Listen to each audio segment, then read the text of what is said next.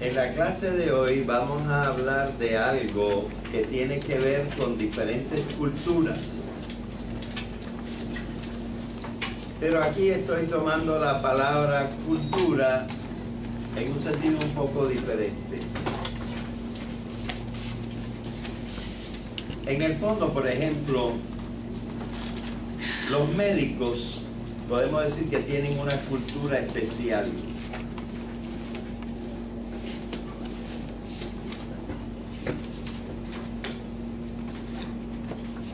Y entre ellos se entienden mejor y saben decir las cosas, y hasta saben decir las cosas en una forma que los demás no entienden.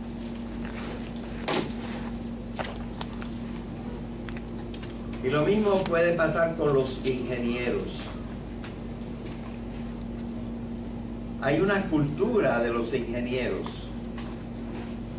en que se ocupan de ciertas cosas, tienen ciertos intereses. Y los demás, como que se quedan un poco aparte, son de otra cultura.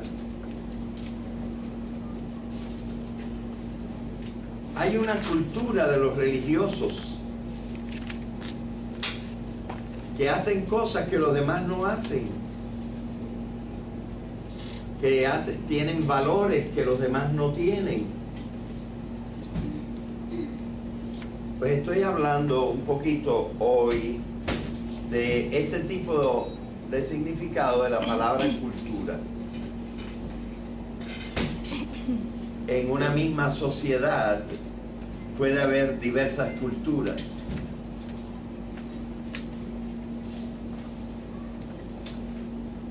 Y el entendimiento entre la gente de la misma cultura es más fácil que el entendimiento entre gente que, aunque pertenezcan a la misma sociedad,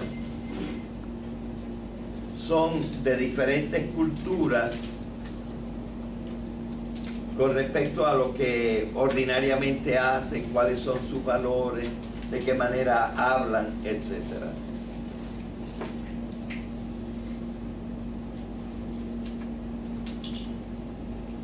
Entonces, nosotros pudiéramos hablar del problema que hay en una civilización cuando la gente de diversas culturas no se entienden. Yo he escrito un artículo sobre este tema. Ese artículo, que está en la revista de esta universidad, y el artículo se llama El conflicto de los saberes.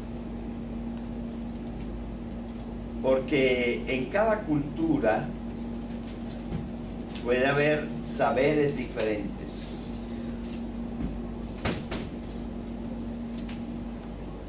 Y entonces puede haber conflicto entre la manera de pensar de la gente que tiene un saber y la manera de pensar de la gente que tiene otro saber. Y esto se convierte en un problema que suele ser grave.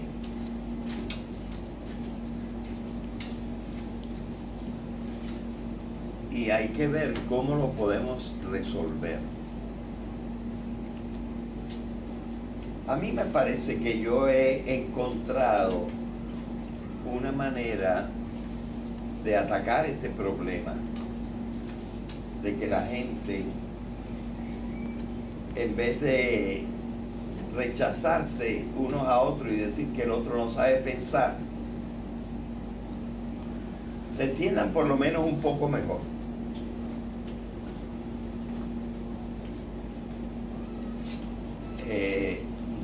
Con esto no descubrí el Mediterráneo, como se dice, porque el Mediterráneo está descubierto hace mucho tiempo.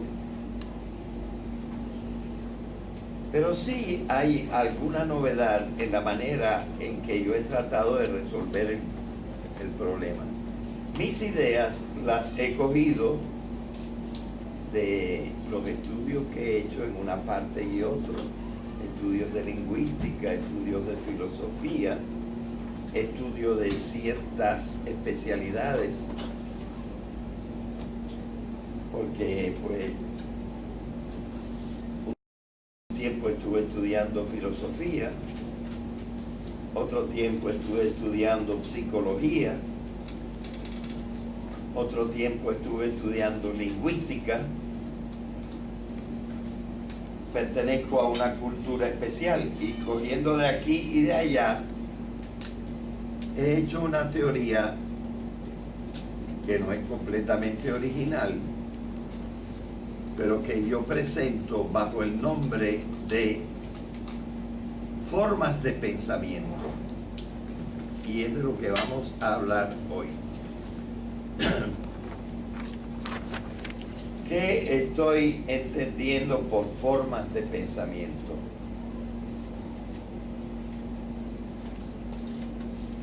Quizá hoy no quede todavía completamente claro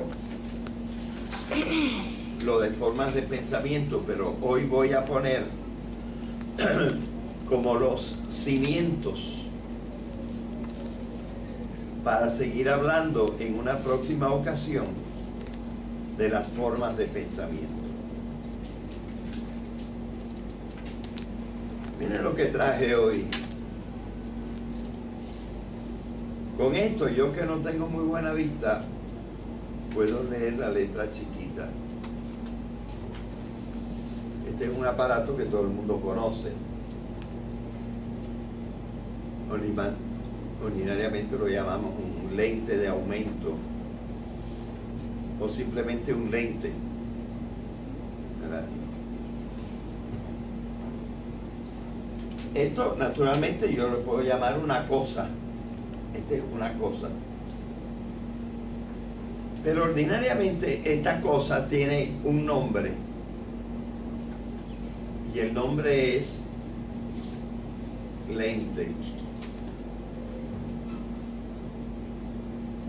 Y cuando yo oigo la palabra lente, aunque la cosa no esté por ahí, a mí se me ocurre una idea con la palabra lente. Y hasta veo la cosa en mi imaginación. Me hago una imagen de la cosa. De manera que hay estas tres realidades. Hay la cosa, hay un nombre de la cosa en cada lengua, y el nombre de la cosa me provoca la idea. O cuando tengo la idea, se me ocurre el nombre de la cosa y puedo comunicar de qué cosa yo estoy hablando.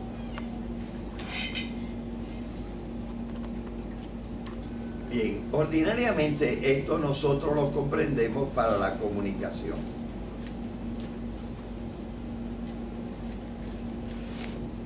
Porque nos sirve para eso.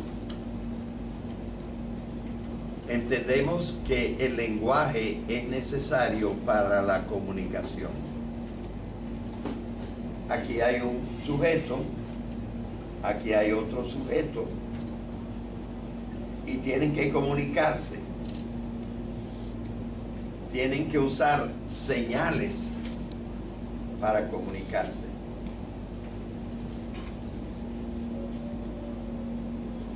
La señal la podemos llamar también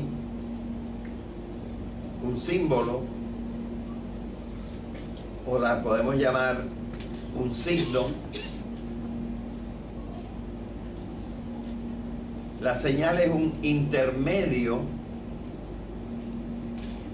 entre una cosa y una idea.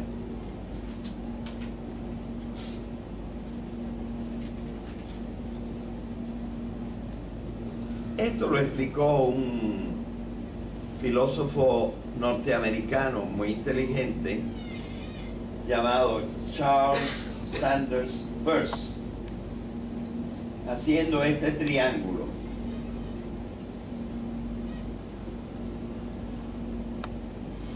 Dice que nosotros en nuestra cabeza, al pensar, tenemos significados.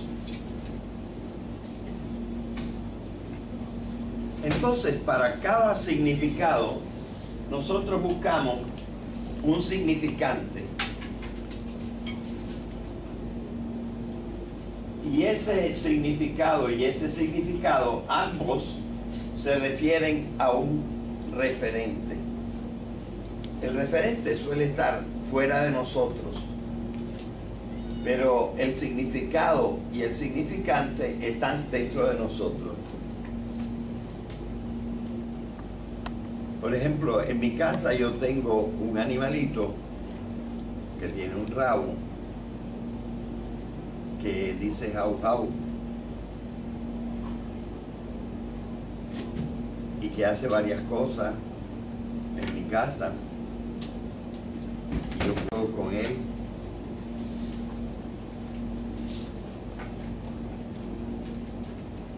Y además de que tiene un nombre propio, tiene un nombre genérico, y el nombre genérico es perro. Perro es el significante de cuando yo estoy pensando en un animalito doméstico con rabos, con caninos, y que no es un gato.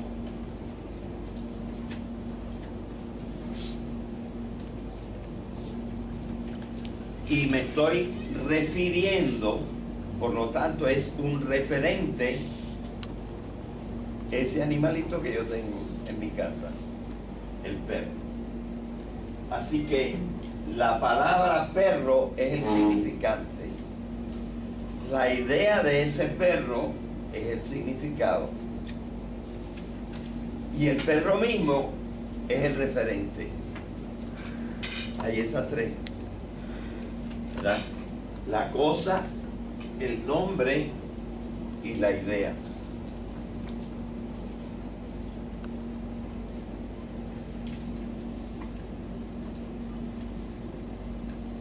Ahora, lo que pasa es que nosotros no hemos construido siempre en la misma forma la relación que hay entre el significante y el significado.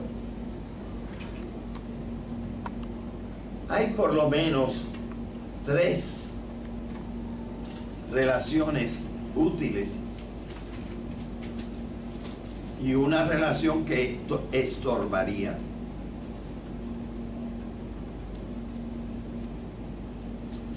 Vamos a explicar primero las tres buenas relaciones que puede haber entre una idea y una palabra.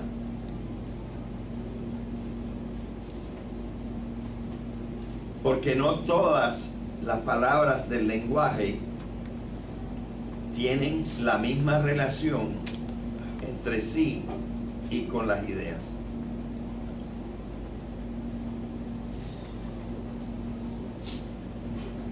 La ideal de todas las relaciones sería que para cada idea nosotros tuviéramos una palabra. Entonces nadie se equivocaría jamás, sino interpretaría correctamente. Oye la palabra, se le ocurre la idea. Se le ocurre la idea, dice la palabra. No hay problema. Allí no hay equivocación posible. Porque si yo tengo una palabra y cada vez que yo digo la palabra se trata de esta idea, pues ya yo no tengo problema, aunque no esté viendo la cosa. Miren, voy a poner esto y aunque voy a usar una palabra en otro idioma,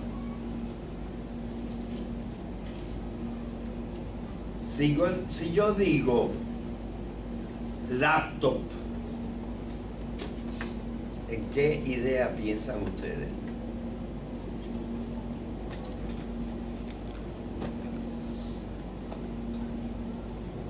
¿Piensan en una tablet? No pensamos en la computadora móvil, la grande. ¿Piensan en esto? Tampoco no. En eso piensan, ¿verdad? Y tampoco piensan en la que está en un escritorio grande así, con una torre. No piensan en eso. Es decir, laptop es una palabra especial para ese tipo de aparato. Y nadie se equivoca porque a nada más se le llama laptop. Entonces, eso quiere decir que la relación entre la idea y el nombre que le ponemos a la cosa, esa relación es única, de uno a uno. Y por tanto, le hemos puesto a esa relación el nombre de relación unívoca. Porque vocare quiere decir llamar. Y nosotros siempre llamamos a ese aparato por un solo nombre. La relación entre la idea y la palabra que usamos para esa idea es de uno a uno.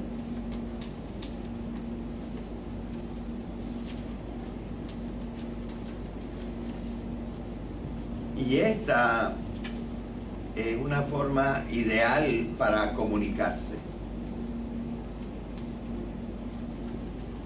Hago un pequeño paréntesis aquí para decir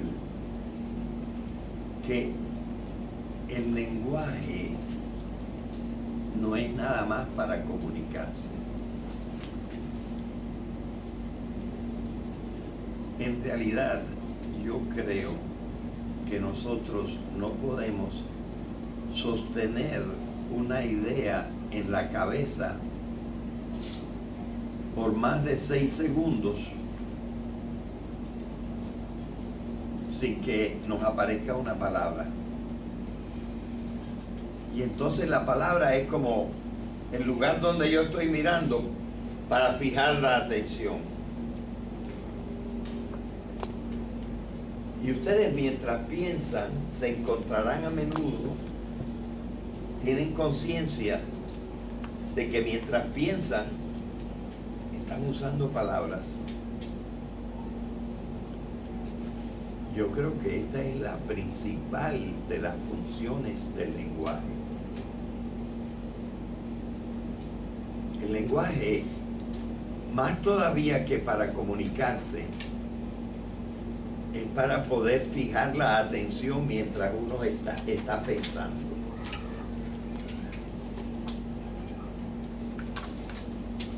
Y a veces uno se encuentra haciendo un discurso que no sale para afuera. Está con palabras dándole vuelta a las cosas.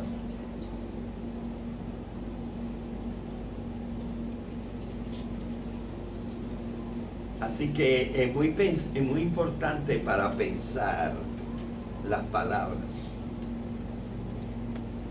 Y esto a veces es una dificultad, incluso cuando se traduce, porque a lo mejor la palabra no quiere decir exactamente lo mismo en un idioma que en el otro. Y entonces la idea que se nos ocurre no es completamente la misma. Y esto podría confundir. Bueno, ese es un paréntesis. O sea, que la función de la palabra es para mantener la idea en la cabeza. Además de para poder pasarlo de mi cabeza a la otra cabeza.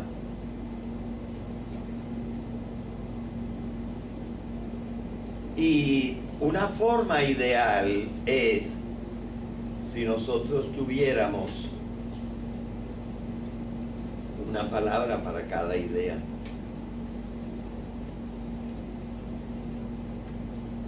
Pero miren, la gente, vamos a decir, la gente que no tiene cultura, es decir, la gente ignorante, algunos lingüistas dicen, usan en su vida, vamos a decir, 4.000 palabras. Una persona que sale de la high school debería tener por lo menos 8.000 palabras en su cabeza. Y una persona que sale de la universidad debería tener entre 15.000 y 20.000 palabras. Pero las ideas son millones. De manera que nosotros no podemos tener una palabra para cada idea. Y entonces usamos la misma palabra para varias ideas diferentes. Entonces eso quiere decir que en algunos casos no hay una relación de uno a uno entre la palabra y la idea, sino que ordinariamente una palabra sirve para muchas ideas.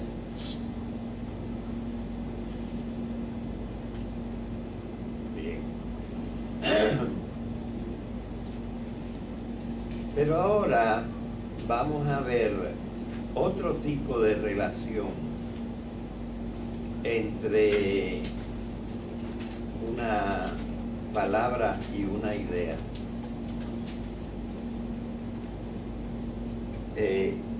Esta relación que voy a hablar ahora no es tan frecuente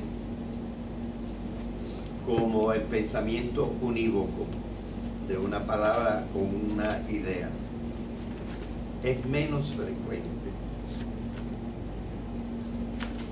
Y los que más usan esta relación son algunos filósofos. Pero me parece conveniente ponerla en segundo lugar y hablar de ella en segundo lugar. Y voy a poner una palabra como ejemplo. Voy a usar la palabra adjetivo. Vamos a ver de cuántas formas buenas yo puedo usar la palabra adjetivo. Una forma de averiguarlo es viendo su etimología, es decir, de dónde sale la palabra adjetivo. Entonces yo me fijo en la palabra adjetivo y veo que tiene una parte adelante, ad, una parte central, het,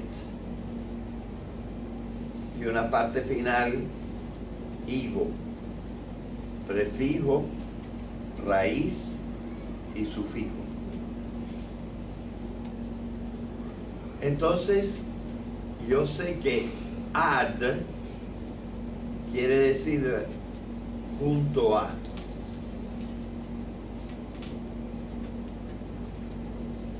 Yo sé que ivo quiere decir relativo a. Entonces tengo que averiguar de dónde viene het. Y veo que het viene de yect. Y yect es la raíz también de la palabra latina yectum, que quiere decir echado. Entonces, si yo pongo las tres cosas juntas, ad, yect, ivo, y por ejemplo empezando por ivo es relativo a una cosa echada junto a otra, que supuestamente es la principal. Porque yek quiere decir echar. Entonces, por ejemplo, en la frase un hombre bueno, yo sé que la palabra principal de esa frase es hombre. Y entonces, si yo quiero ver qué cosa es bueno, es una palabra echada junto a la palabra principal porque es relativa, digo, relativa a la palabra principal. Entonces, es muy lógico que a este tipo de palabra yo le haya puesto el nombre de adjetivo.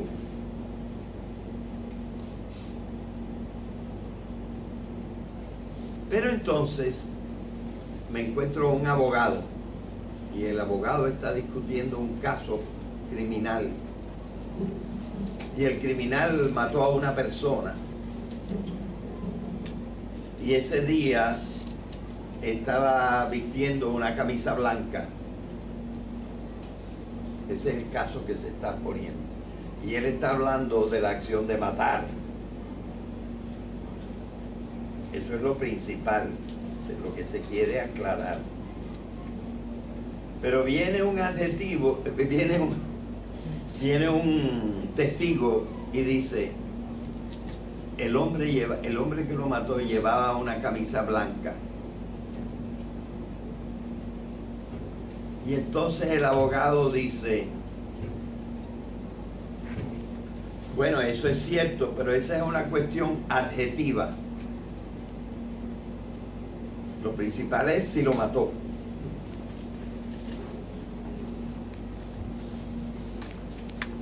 La palabra adjetivo se está usando en el mismo sentido, pero se está aplicando a una cosa diferente. Se está explicando a una circunstancia, a un hecho, no a una palabra. Sin embargo, la situación esa está echada, la situación de llevar una camisa blanca, está echada al lado de la cuestión del crimen, pero no es lo principal. Y yo puedo decir, esa es una cuestión adjetiva. ¿Estoy usando mal la palabra adjetivo? No, la estoy usando en un sentido que tiene mucho que ver cuando yo uso la palabra adjetivo para hablar de un tipo de palabra en la oración. Porque son cosas relativas a lo echado al lado.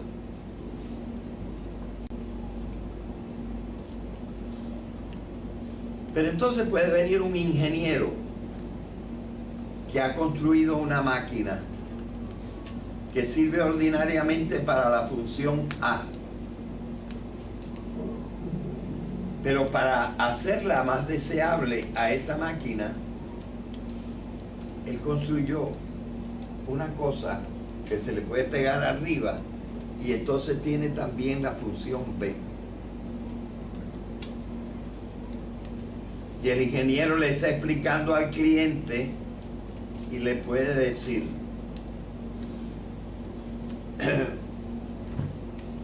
este aparato auxiliar es adjetivo al aparato principal,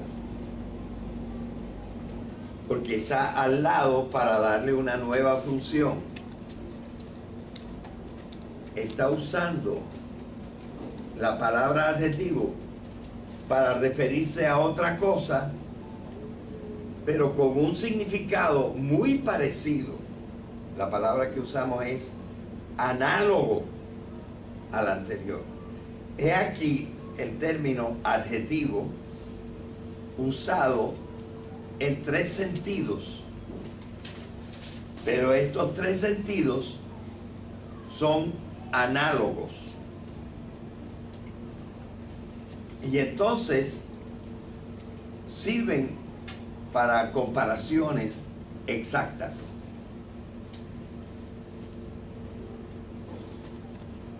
Entonces yo veo que hay algunas palabras que pueden tener sentidos análogos.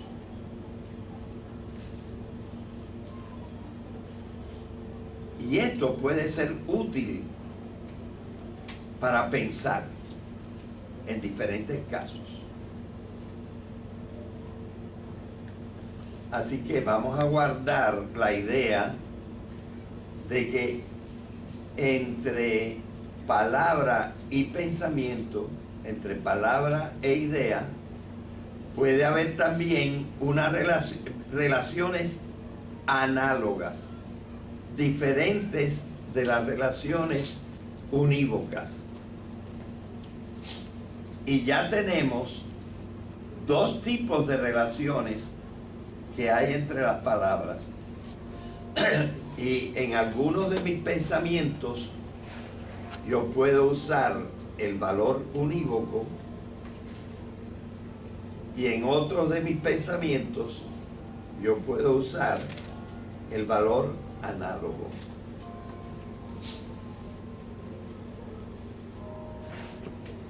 Pero ahora vamos a hablar de palabras que están en un tercer tipo de relación con las ideas. Y este es frecuentísimo. Y además, muy a menudo es más bello. Es una manera mejor de hablar, aunque menos precisa, pero más bella.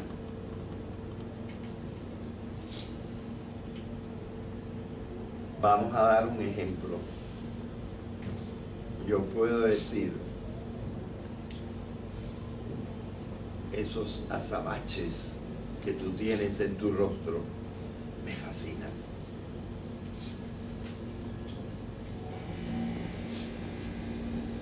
¿De qué estoy hablando yo? ¿De los azabaches? No, yo no estoy hablando de los azabaches. ¿De qué estoy hablando? De unos ojos que son negros. ¿Verdad? Nadie se equivoca, porque saben que nadie tiene en el rostro esas dos piedrecitas hechas de una antigua resina, sino que están hablando de un órgano del cuerpo humano. Así que, aunque la palabra fue construida para otra cosa, yo por ciertos propósitos de diversión, de halagar a la otra persona, de expresar mis sentimientos de belleza, yo estoy usando la palabra construida para un cierto objeto para hablar de un objeto diferente que tiene una vaga semejanza con el objeto para el cual yo lo estoy usando.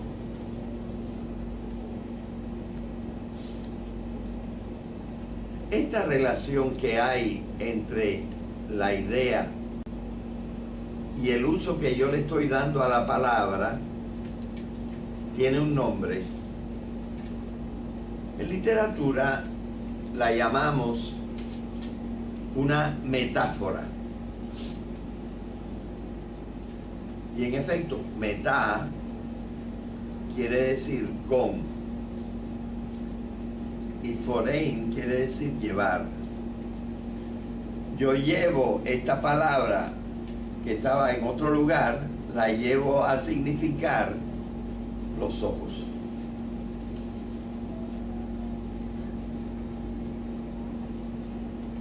Por una vaga semejanza que hay entre una cosa y la otra.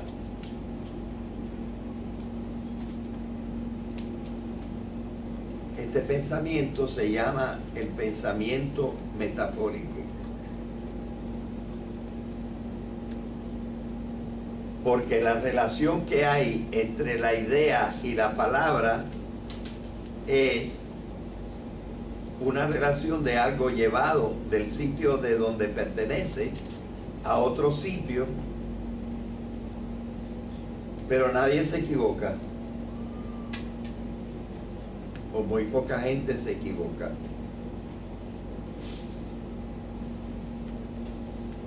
Aquí tenemos, vamos a decir, las tres principales relaciones que pueden haber entre la palabra y la idea. Puede haber una relación unívoca, puede haber una relación análoga y puede haber una relación metafórica. Y las tres son legítimas y se usan corrientemente, y entonces la comunicación es bastante efectiva. Pero hay que evitar un cuarto tipo de relación. Voy a poner un ejemplo. ¿Quién me entiende si yo digo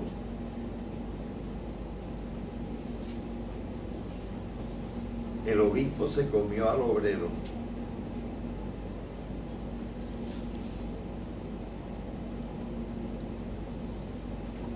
Con un eclesiástico de Alcurnia se comió a un hombre humilde. Eso es lo que yo quise decir.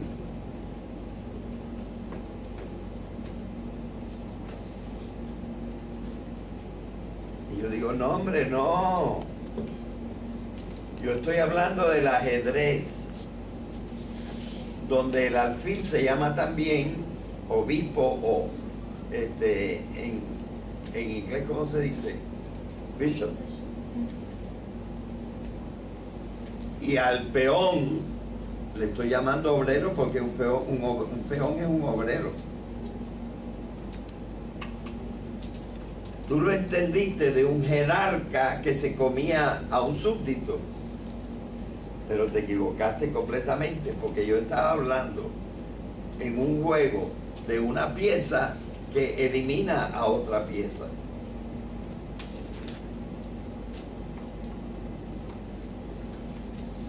La relación que hay de obispo con la pieza y con el jerarca son muy diferentes. Y la del obrero con el peón del juego de ajedrez son muy diferentes. Estoy usando equívocos. X quiere decir igual. Se llaman igual la pieza y el obrero. Se llaman igual la otra pieza y el obispo.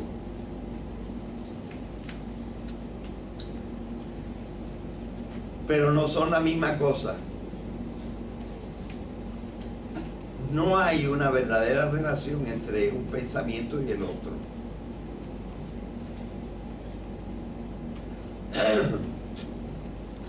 Los equívocos hay que evitarlos.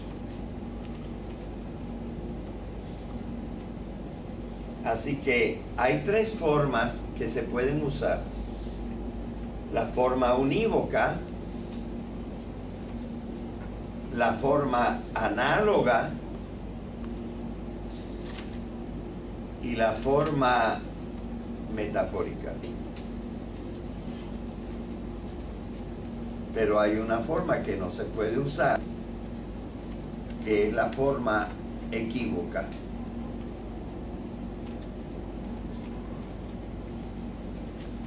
Ahora, nos hacen falta más palabras que se entiendan bien claramente. O sea, nosotros podemos tratar de que una determinada palabra se coja en un solo sentido, aunque tenga varios sentidos. Por ejemplo, si estamos oyendo hablar a médicos y los médicos están hablando para adelante y para atrás y usando varias veces la palabra silla, y nosotros decimos, ¿y qué hace un médico hablando de la silla? Pero es que para ellos la palabra silla tiene una sola determinación, porque ellos están hablando del cerebro.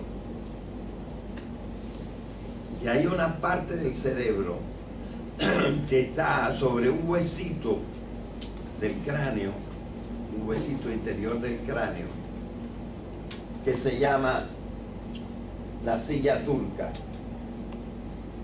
Es donde está la glándula pineal. Entonces, si nosotros estamos hablando, oyendo hablar a médicos entre sí, que están hablando del cerebro, y usan la palabra silla, no nos equivocamos. Ellos están usando la palabra silla en un sentido técnico.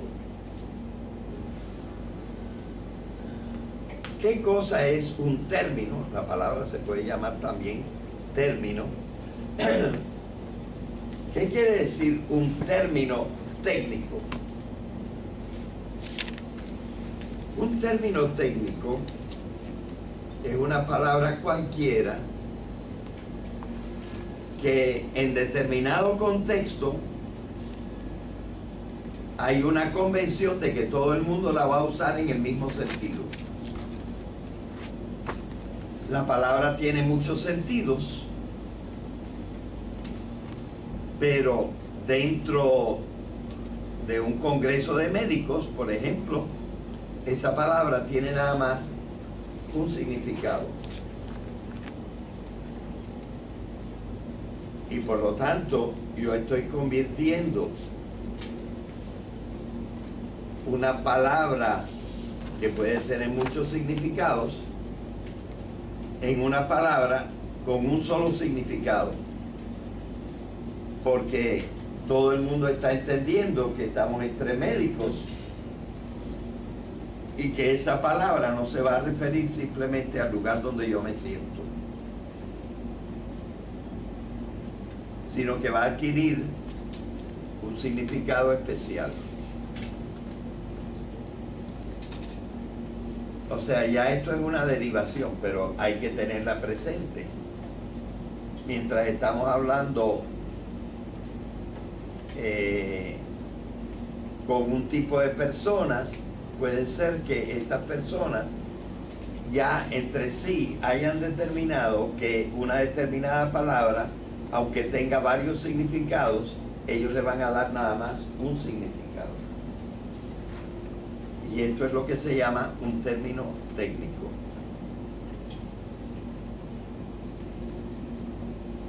En la metáfora hay una cosa parecida.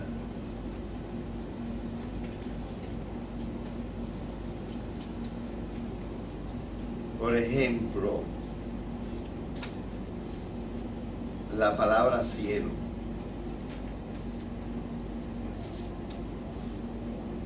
¿Qué cosa es el cielo? Pues si nos asomamos allí es eso que se ve azul. Ordinariamente para nosotros, cuando decimos cielo nos estamos refiriendo a eso. Y si la cosa está llena de nubes, decimos, el cielo está nublado y se ve gris.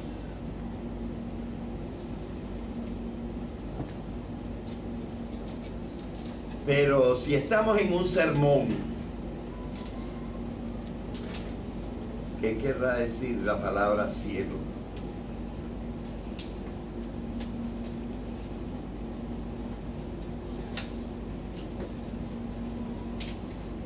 Pues querrá decir en lugares donde está Dios con sus santos.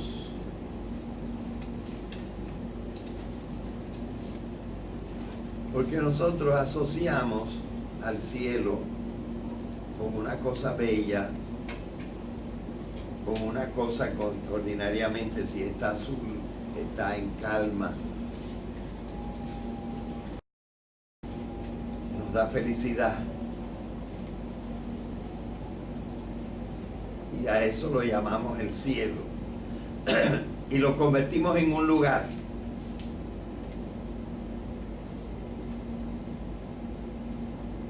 Y aunque el cielo no es un lugar, sino un estado de felicidad, nosotros comparamos ese estado de felicidad, lo asociamos con la serenidad del cielo, con la brisa que viene de allá, con el sentido de paz, de que estamos en un lugar precioso.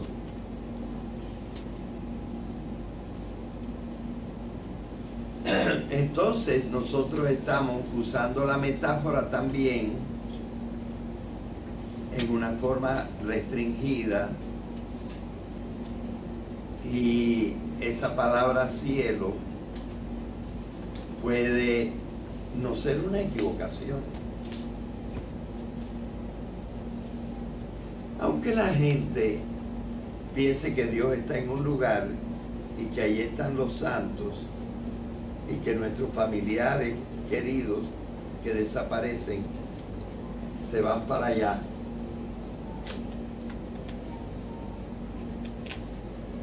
no es una verdadera equivocación, pero evidentemente uno tiene que mantener la diferencia en su cabeza entre una cosa y la otra. Así que uno tiene que saber comprender las metáforas. Y cuando uno está usando la metáfora para referirse a una cosa y cuando está usando la metáfora para referirse a otra cosa.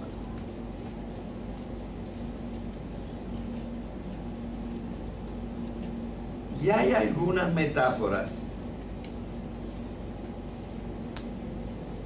yo diría, que están bien especificadas, pero que nosotros sabemos que por lo menos una de sus significaciones está equivocada. Y yo puedo decir, ese ya navegó en la barca de Caronte, porque sé que varios autores hablaban de que el infierno estaba en una isla alrededor de la cual había dos brazos de un río, y que para pasar de una parte de la tierra al infierno había que montarse en la barca de Caronte. Caronte era el barquero, pero la barca era muy ligerita porque las almas no pesan. Y cuando Eneas se montó en la barca de Caronte, como él bajaba al infierno en cuerpo y alma, al meterse en la barca de Caronte, la barca se hundía. Y yo sé que todo eso es un cuento, pero yo entiendo porque diferencio la parte poética de lo que yo verdaderamente estoy pensando en la muerte y en el ir al más allá. O sea que con la metáfora hay que tener cuidado, porque las metáforas son muy complicadas y pueden tener diversos significados. Así que ya conocemos qué quiere decir unívoco, qué quiere decir análogo, qué quiere decir metafórico, qué quiere decir término técnico. Y nosotros vamos a hablar también de unas metáforas que merecen un nombre especial que se llama mitos. Estos conceptos los usaremos en una nueva clase.